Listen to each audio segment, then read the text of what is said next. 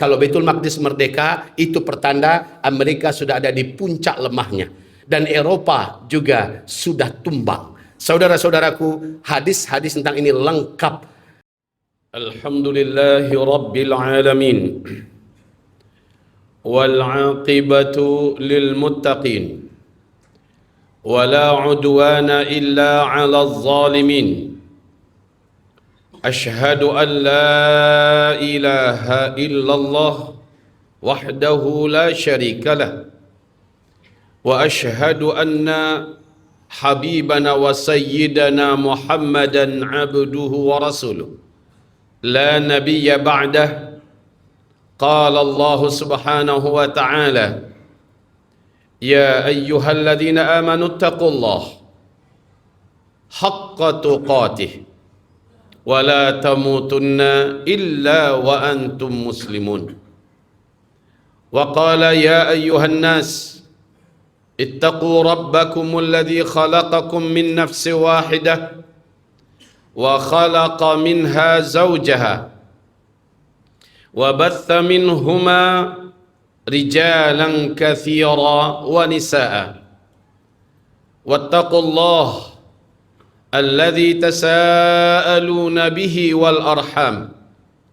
إن الله كان عليكم رقيبا وقال يا أيها الذين آمنوا اتقوا الله وقولوا قولا سديدا يصلح لكم أعمالكم ويغفر لكم ذنوبكم ومن يطع الله ورسوله فقد فاز فوزا عظيما اللهم ارحمنا بالقرآن وصدق الله العظيم وقال النبي صلى الله عليه وسلم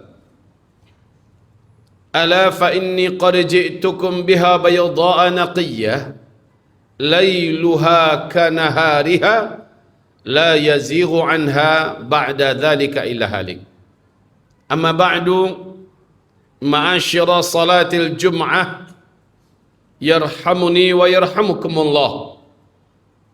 Marilah sama-sama kita mengucapkan kalimat pujian dan sanjungan serta syukur khusus dari Rasulullah yang kita tujukan kepada Allah Rabbul Alamin. Siapa yang membaca kalimat ini, kata Rasulullah, minimal dalam satu hari satu kali, hari itu hamba yang bersangkutan menurut Allah sudah bersyukur kepada Allah. Kalimatnya adalah berikut ini: Alhamdulillah bi ni'matihi tatimmus salihah.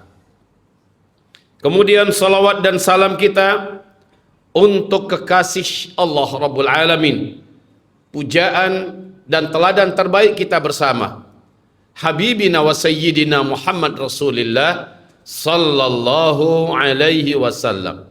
Amma ba'du. Khutbah hari ini kita beri judul Jantung Hati Umat Islam. Hadirin yang kami cintai, sejak Nabi Muhammad diutus di usia beliau 40 tahun sampai umat ini Allah wafatkan serentak di akhir zaman dalam peristiwa tanda besar kiamat yang nomor 7, yaitu berhembusnya angin lembut nan sejuk bersumber dari Yaman. Angin itu berbau wangi kesturi. Dengan cepat angin ini membungkus bumi. Siapapun orang Islam, umat Nabi yang masih ada imannya kepada Allah, ketika tersentuh oleh angin ini, terhirup olehnya angin itu, di tempat itu, saat itu juga dia langsung tergeletak meninggal dunia. Serentak satu bumi, orang Islam yang beriman meninggal dunia.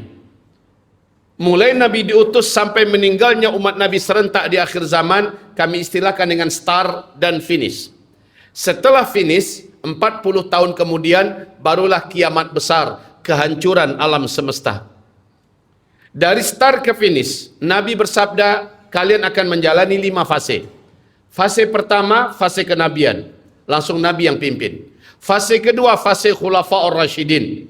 Ada 5 Khulafa'ur Rasyidin, 30 tahun. Fase ketiga, fase para khalifah menggunakan sistem kerajaan. Ini yang paling lama, 1227 tahun. Tanggal 3 Maret 1924. Runtuhlah khilafah Islamiyah Al-Uthmaniyah di Turki. Mulai saat itu sampai hari ini kita berada di fase keempat.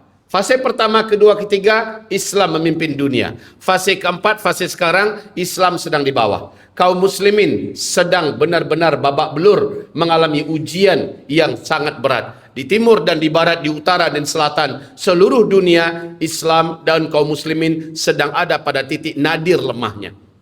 Tapi setelah itu masuklah fase kelima, kata Rasulullah, Islam kembali memimpin seluruh dunia. Dan ini Allah umumkan dalam surat An-Nur, surat yang ke-24, ayat 55, Islam akan kembali memimpin seluruh dunia. Sebelum kita bicara fase kelima, kita fokus di fase ini. Islam sedang lemah-lemahnya. Tapi kabar baiknya, umat Islam belum akan berakhir. Kehidupan masih tetap ada. Dari mana kita menandakan kehidupan itu? Kalau ibarat satu tubuh, menandakan hidup masih ada apabila jantungnya masih berdetak. Apabila jantungnya masih berdenyut, bergerak. Jantung itu fungsinya adalah memompa darah. Darah diambil dan darah kembali disebarkan ke seluruh tubuh, dari ujung kaki sampai ujung kepala. Selama jantung masih ada bergerak, selama itu kehidupan ini masih ada. Maka perumpamaan ini mirip dengan umat Islam secara global. Jantung untuk umat Islam ini adalah Palestina. Dan Nabi bersabda, la tazalu ta'ifatun min ummati zahirina 'alal haqq la yadurruhum man khadhalahum wa la yadurruhum man adahum illa al-la'wa hatta ya'tiyahum amrullah. Di dalam hadis yang lain, hatta yanzila alaihimul masih Isa bin Maryam wa hum kadzalik. Selalu ada sekelompok umatku, sekelompok hamba-hamba Allah dari umatku yang terbaik. Terus mereka berjuang, bergerak, tampil di atas kebenaran. Allah ada di pihak mereka. Mereka tidak peduli dengan orang-orang atau dengan saudara-saudara yang menelantarkan mereka. Mereka tidak peduli dengan serangan-serangan musuh, walaupun mereka babak belur dihancurkan, tapi mereka tetap eksis di atas kebenaran. Allah selalu tolong mereka, dan mereka selalu ada sampai Allah menangkan mereka. Di hadis yang lain, sampai Allah turunkan Nabi Isa alaihi salam, dan mereka selalu demikian. Mereka selalu ada, mereka selalu berjuang, berjihad. Para sahabat bertanya, "Ainahum ya Rasulullah?" Di manakah mereka ya Rasulullah? Sekelompok umatmu ini yang terus melawan dan berjuang bangkit. Di mana mereka ya Rasulullah? Nabi menjawab, hum bi Baitul Maqdis. Mereka berada di Baitul Maqdis. Wa aknafi Baitul Maqdis, dan di beranda-beranda Baitul Maqdis. Di mana Baitul Maqdis kaum muslimin? Palestina. Di mana Masjidil Aqsa? Di tanah suci Baitul Maqdis. Walaupun mereka dijajah, dari seluruh Palestina ada 12 provinsi. 11 provinsinya sudah tumbang. Dan satu-satunya provinsi yang belum bisa ditaklukkan sepenuhnya sampai hari ini, tersisa satu saja lagi. Disebut dengan jalur Gaza. Peta lama sebelum Israel menjajah disebut dengan Asqalan. Dan Nabi menyebutkan bahwa perlawanan di Asqalan di akhir zaman adalah perlawanan yang disebut dengan jihad dan ribat yang paling diberkahi. Merekalah pengantar kemenangan umat Islam di akhir zaman, kata Rasulullah. Palestina pasti merdeka, pasti akan lenyap dari peta dunia. Menurut Syekh Ahmad Yasin, pendiri Intifadah, tidak lebih dari 80 tahun. 2027 mereka akan sirna dan Palestina kembali merdeka. Jadi kaum muslimin, hari ini masih adakah umat Islam? Masih. Masih hidupkah umat Islam? Masih. Tandanya di mana? Jantungnya masih terus berdetak. Jantungnya masih terus berdenyut dan masih terus memberikan inspirasi perlawanan antara kebenaran melawan kebatilan. Di mana? Baitul Maqdis, Palestina. Hanya saja ibarat tubuh. Tubuh ini berdarah-darah di mana-mana. Umat Islam dijajah, ditindas, disakiti, dizalimi di mana-mana. Sementara yang dipompa oleh jantung adalah darah. Darah diambil dan darah kembali disebarkan. Nah, darah itu banyak keluar dari berbagai belahan tubuh yang sudah luka-luka. Berarti perjuangan yang masih terus ada di Palestina masih butuh darah-darah segar yang disuntikkan, yang diinfuskan ke dalamnya agar jantung ini tetap aktif. Dan alhamdulillah selama ini NGO Muslim amanah, NGO besar, filantropi Islam amanah masih tetap aktif menyalurkan bantuan-bantuan kemanusiaan, bantuan-bantuan perjuangan supaya denyut jantung yang ada di Baitul Maqdis tetap bergerak, tetap berdenyut, tetap hidup, dan ini dijamin sampai hari kiamat.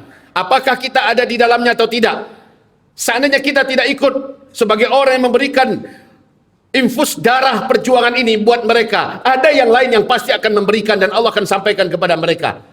Terpulang kepada kita. Kita mau termasuk di antara yang ikut menginfus darah segar itu buat perjuangan dan denyut jantung perjuangan di Palestina tetap jalan atau tidak, itu terpulang kepada kita. Tapi yang mau ikut, keberkahan luar biasa menantinya, kemuliaan luar biasa disiapkan oleh Allah untuknya. Ganti yang kita keluarkan pasti lebih besar, lebih mulia, lebih barokah di sisi Allah Subhanahu wa taala. Ini tentang jantung. Ternyata jantung umat Islam itu adalah Palestina. Jangan lupakan itu. Jangan tinggalkan Palestina. Buya, hari ini kami dengar bahwa pemerintahan di jalur Gaza yang selama ini dipimpin oleh Hamas telah membubarkan diri. Betul? Tapi bukan berarti perjuangan bubar. Hanya pemerintahannya saja tidak lagi dipimpin oleh, akan tetapi saudara-saudaraku, perjuangan dan perlawanan menurut hadis Nabi tetap ada sampai Allah menangkan mereka, tetap ada sampai Allah turunkan Nabi Isa. Ingat itu baik-baik. Perjuangan tetap ada. Dan jangan katakan mereka mereka adalah antek-antek Syiah Iran. Jangan katakan mereka adalah aliran sesat ISIS. Jangan katakan mereka adalah kelompok-kelompok sesat. Kenapa? Nabi bersabda mereka kelompok yang diberkahi oleh Allah. Mereka adalah kelompok yang selalu Allah berpihak kepadanya. Allah tolong mereka. Jadi kalau ada fitnah-fitnah begitu ralat cepat, masih sempat tobat, ya, karena kata-kata kita yang busuk seperti itu tidak akan merubah apa-apa dan perjuangan tetap akan lanjut di Palestina. Saudaraku, ini tentang jantung. Kalau begitu, tadi judul kita adalah jantung hati umat Islam. Jantung dengan hati tempatnya enggak berjauhan di tubuh. Hati ini dekat tempatnya dengan jantung. Hati bahasa Arabnya qalbun. Qalbun, bukan ka ya. Kalau kalbun artinya anjing. Qalbun artinya adalah hati. Nah, saudaraku, Rasulullah bersabda, "Ala, ketahuilah, inna fil jasadi mudghah." Di satu tubuh ini ada segumpal daging. Idza saluhat, kalau segumpal daging itu bagus, baik, sehat, saluhal jasadu kulluh, seluruh tubuh akan menjadi baik, sehat, bagus. Wa idza fasadat, kalau segumpal daging itu sakit, kalau segumpal daging itu tidak sehat, tidak baik, fasadal jasadu kulluh, seluruh tubuh akan menjadi sakit. Dan bisa dibaca dari kulit kebaca, ini orang lagi sakit. Dari mata kebaca, ini orang sedang sakit. Dari rambut kebaca, dari kuku kebaca, dari lidah kebaca, ini orang lagi sakit. Sumber sakitnya di mana? Di dalam hadis Rasul mengatakan dari segumpal daging yang ada di dalam dada, dan itu adalah hati. Saudaraku, hati umat Islam itu tidak jauh tempatnya dari jantung. Kalau ibarat tubuh ya, hati umat Islam ini Nabi daulatkan nama tempatnya, dan Nabi berkata, "Idza fasada ahlu Syam fala khaira fikum."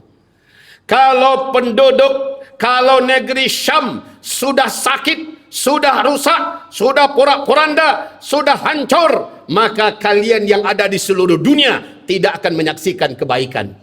Di mana Syam? Syam itu adalah kota bimadinatin yuqalu laha Dimashq. Sebuah kota, kata Rasulullah, yang disebut namanya dengan Dimashq, yaitu Damaskus, berarti Suria. Kami baru pulang 3 minggu yang lalu melaksanakan Idul Adha di Suria. kami menyembelih kurban di sana. 200 ekor domba gemuk-gemuk dan 14 ekor sapi. Kami bagikan kepada rakyat Palestina yang jumlahnya 435.000 orang yang ada se-Suria. Baru pulang kami dari sana. Kami ke Aleppo, kami ke Idlib. Di Damaskus yang paling banyak kami menyebarkan di Mukhayyam, Yarmouk dan sebagainya. Setiap kali bahasa Syam, kalau orang di sana, ini orang Suria ya, kalau kita di Idlib, mereka akan berkata, kami mau pergi ke Syam. Mungkin kita bingung. Yang kita tahu Syam selama ini adalah Palestina, Lebanon, Yordania, dan Suria. 4 ini yang Syam. Tapi bagi orang sana, yang mereka pahami Syam itu adalah Damaskus. Kalau orang Aleppo, orang Idlib, orang Dar'a, orang Hama yang di Suria, mereka berkata, hari ini kami akan berangkat ke Syam. Yang mereka pahamnya Syam itu adalah Damaskus. Lah kalau begitu yang 4 negara ini sekarang, Palestina, Lebanon, Yordania, dan Suria, apaan? Disebut oleh mereka, dipahami oleh penduduk sana dengan sebutan Biladus Syam, negeri-negeri Syam. Yang Syamnya sendiri adalah Damaskus. Bisa dipahami? Maka kata Rasulullah, hati umat ini adalah Syam, artinya Damaskus. Bila Damaskus sehat, seluruh dunia Islam sehat. Bila Damaskus sakit, seluruh umat Islam sakit. Luar biasa kaum muslimin. Benar saja. Sejak runtuhnya khilafah Islamiyah di Turki, 3 Maret 1924, mulai hari itu Damaskus sudah tumbang. Seluruh Suria tumbang. Maka menyusullah setelah itu Palestina, Lebanon, Yordania, dan akhirnya seluruh dunia Islam tidak lagi punya power apa-apa. Akhirnya dikuasai oleh dinasti yang paling terlaknat, paling bengis, paling jahat sepanjang sejarah, yaitu dinasti Asad, Hafez al-Assad. Lalu mati dia, dilanjutkan oleh anaknya yang jauh lebih kejam daripada bapaknya, Bashar Assad. Tapi qadarullah, alhamdulillah, 1,5 tahun yang lalu saudaraku, Perjuangan Hayat Tahrir Syam, HTS, yang dipimpin oleh Abu Muhammad Al-Jaulani sebagai pimpinan mujahidin pembebas negeri Syam, ternyata saudara-saudaraku, niat mereka hanya dari Idlib membebaskan Aleppo, dan itu hanya 40 menit ya, dari Idlib ke Aleppo. Niatnya hanya Aleppo. Allah berkehendak lain. Perjuangan mereka yang sudah hampir 14 tahun, Allah berkahi, dan kota demi kota takluk. Hanya 12 hari akhirnya Damaskus pun ditaklukkan. Saudaraku, sejak 1,5 tahun yang lalu sampai hari ini, Syam, Damaskus telah merdeka. Mereka sedang melakukan pemulihan besar-besaran. Abu Muhammad Al-Jaulani mengembalikan nama aslinya menjadi Ahmad Shara, yang hari ini dia adalah presiden Suria. Apa dilakukannya? 3 hal yang paling penting. Mengembalikan keamanan negara, mengembalikan dan memulihkan ekonomi negara, dan yang ketiga, mengkondisifkan politik negara. Apapun provokasi Israel, Amerika dan lain-lainnya untuk berperang, dia tidak pernah mau menerima.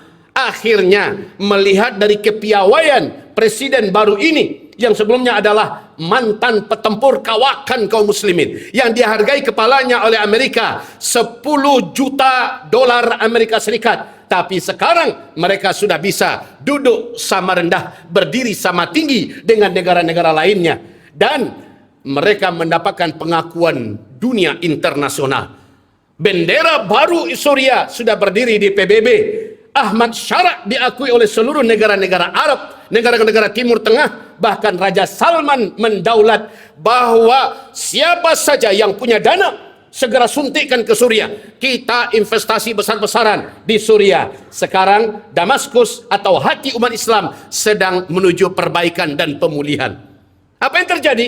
Kalau pemulihan di Damaskus sudah dimulai, demi Allah, maka Palestina tidak lama lagi akan merdeka. Syaratnya begitu. Karena sejarahnya begitu. Umar bin Khattab dulu menaklukkan Masjidil Aqsa Palestina. Terlebih dahulu yang ditaklukkan oleh Umar bin Khattab adalah Suria.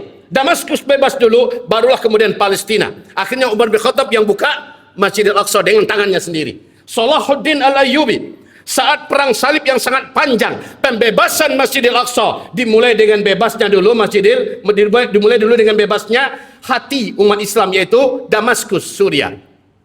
Saudara dan sahabat tercinta, maka hadirlah kami di sana sejak 1 tahun 2 bulan yang lalu dengan atas nama kerjasama pendidikan. Kami mulai bekerjasama dengan pemerintahan resmi di sana. Kami duduk bersama dengan menteri-menterinya.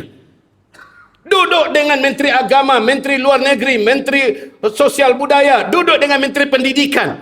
Kami bekerja sama dalam hal untuk memasukkan anak-anak ke sana. Dimulai dari situ, kemudian kami memulai memberikan bantuan-bantuan kemanusiaan. Kenapa demikian? Karena Palestina ada banyak di sana.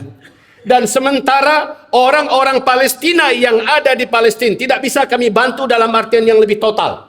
Kita selama ini hanya bisa bantu melalui memberikan bantuan kemanusiaan, makanan, minuman, obat-obatan. Tapi yang lain bisa nggak kita bantu? Nggak bisa. Masuk aja kita nggak bisa.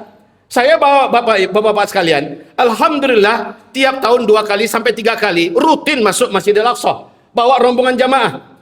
Tapi tidak ada yang bisa banyak saya lakukan, kecuali hanya masukkan ke kotak Masjidil Aqsa itu titipan-titipan umat. Tapi ke Gaza bisa nggak saya masuk? Nggak bisa.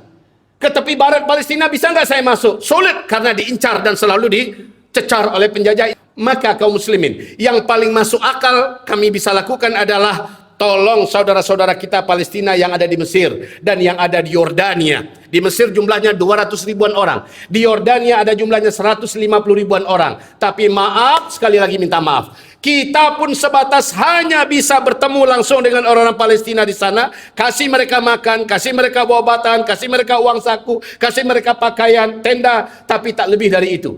Kenapa? Intelijen itu banyak di Mesir. Kita nggak bisa lebih dalam untuk intervensi. Di Yordania lebih berat lagi Pak. Tapi di Suriah jumlahnya jauh lebih besar. 435 ribu orang yang ada. Ini orang-orang Palestina.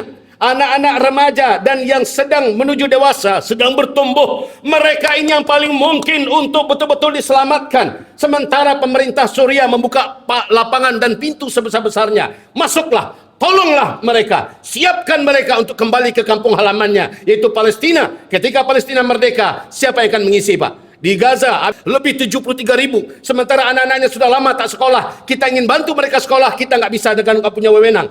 Gedung-gedung mereka hancur, sekolah-sekolah mereka hancur, kehidupan mereka tidak bisa kita intervensi. Tapi 100% di Suriah bisa, di Damaskus bisa, dan itu didukung penuh oleh KBRI kita di sana. Kantor Kedutaan Besar Republik Indonesia didukung penuh oleh pemerintahnya. Dan kami ketika jumpa dengan Bapak Wamenlu kita, Ustadz Anies Mata, beliau berkata, terus lanjutkan, catat semuanya apa yang bisa kita kerjasamakan, apa yang bisa kita bantu. Jadi dari dalam sampai di sana, dan kita langsung mendirikan Muassasah As-Sadaqah Al-Indonesia Asyamiyah, Yayasan Persahabatan Indonesia Syam. Kita buat dengan payung hukum resmi negara sana. Akhirnya kita punya pijakan dan ke depan kerjasama kita untuk mempercepat sehatnya hati peradaban umat Islam ini. Bila sudah sehat, kebaikannya sampai ke Indonesia nanti insya Allah. Dunia Islam akan menjadi pulih insya Allah selama hati sudah merdeka, hati sudah sehat, dan mereka sedang melakukan pemulihan. Masuklah cepat dan berbuatlah cepat. Apalagi kata Nabi, Uqru daril mu'minin Asyam. Pusat dari seluruh negeri-negeri orang-orang beriman itu adalah Asyam, Damaskus. Sebentar lagi kita akan dengarkan kabar dan berita mulia. Allah akan berikan kebebasan dan kemerdekaan terhadap Baitul Maqdis. Dan kita bisa sholat rame-rame nanti di Masjidil Aqsa. Seperti bebasnya hari ini kita sholat di Masjidil Haram dan Masjid An-Nabawi. Insya Allah. Apakah kita ikut menolong mereka atau tidak? Yang pasti Allah sudah berjanji, dan janji Allah sekarang sudah mulai nampak. Tergantung bagaimana dan siapa yang akan berperan dalam mempercepat pemulihan dan kesehatan ini, agar kembali hati umat Islam yang sudah mulai bebas dan merdeka kembali menjadi kokoh dan kuat. Lalu kita akan menyaksikan dampak kebaikan ini akan sampai ke Indonesia. Pendidikan kita pasti akan menjadi baik ke depan. Ekonomi kita pasti akan menjadi baik ke depan. Politik kita pasti akan menjadi baik. Semua kehidupan lini apa saja akan menjadi baik ketika Damaskus sudah baik. Ini adalah sunnatullah, tidak akan pernah berubah. Istaghfiru rabbakum innahu kana ghaffara.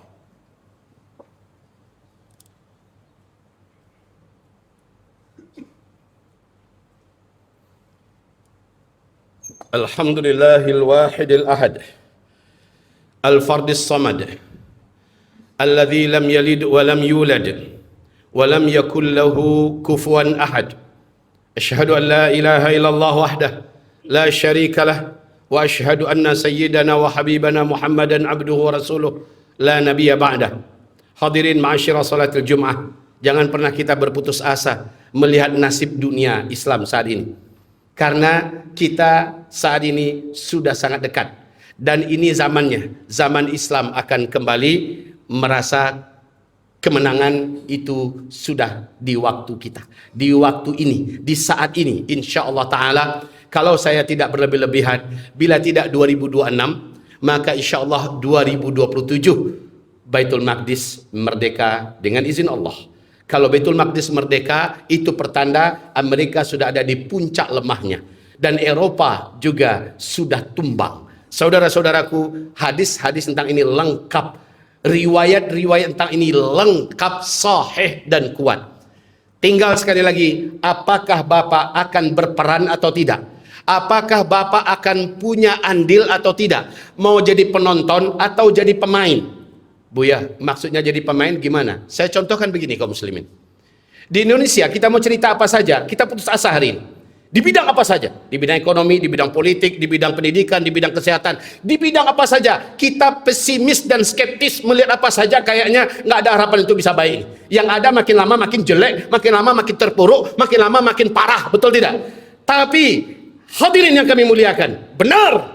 Namun perbaikannya tidak bisa diharapkan hanya dari Indonesia, langsung dari hatinya. Dan hati sekarang sudah merdeka. Hati sekarang sedang proses pemulihan. Namun kita harus mensuplai segala apa yang bisa kita suplai, apa yang bisa kita sumbangkan, apa yang kita bantukan untuk mempercepat kesembuhan dan pemulihan hati ini.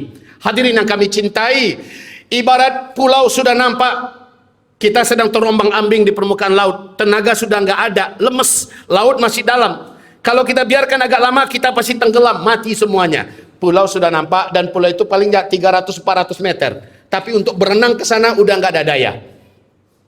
Di pulau itu tersedia segala kebutuhan hidup, segala kenikmatan gratis. Ada villa-villa yang dipersiapkan, satu villa mewah untuk setiap yang sampai ke sana. Kita udah nggak ada daya. Pulaunya udah nampak. Untuk berenang udah nggak ada tenaga. Lalu apa yang harus kita lakukan? Singgahlah kapal yang sedang berlayar menuju ke pulau itu. Kapal itu pasti sampai di sana karena dia kapalnya dijamin sampai, dijamin pasti menang. Kapal ini sedang dinakodai oleh Palestina. Sedang dinakodai oleh pimpinan Biladus Syam.